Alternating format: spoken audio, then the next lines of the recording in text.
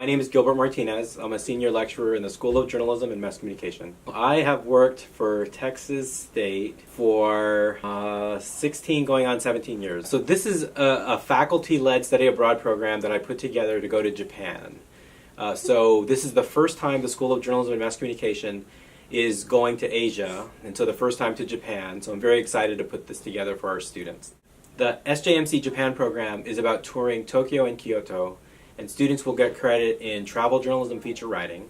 And the main purpose is for them to visit important historic sites, to experience Japanese culture and society, and to write feature stories and travel essays, take photos, do short video, to capture their experience of traveling in a foreign country.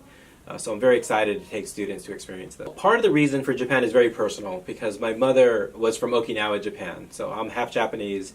My father was from South Texas, so I grew up in the valley. I have relatives in Okinawa, and some who don't speak any English at all.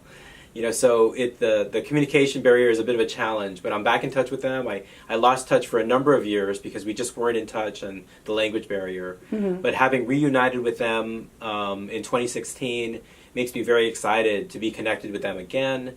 And so, when I noticed that Texas State University has opportunities for faculty to create programs to foreign countries, I was very interested in creating one to Japan because I saw a great opportunity for our students. And so it was really meant to be a place that's exotic and interesting, a place that students would be interested in going to, and then earning class credit toward their degree and developing their multimedia skills, their writing skills. So I saw Japan as a prime target that students would be interested in traveling to and experiencing. And it gives me a personal connection with my mother's side of the family. So I see it as a tremendous benefit all the way around. I'm very enthusiastic about this program.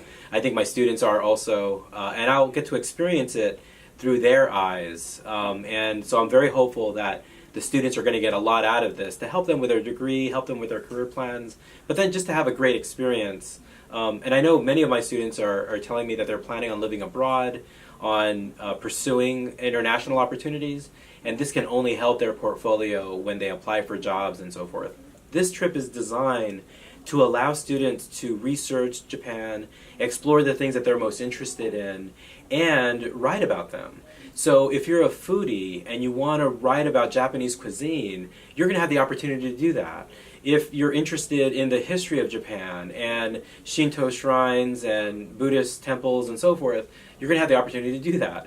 If you're interested in pop culture and anime and video games and toys, well, you're going to get a chance to do that.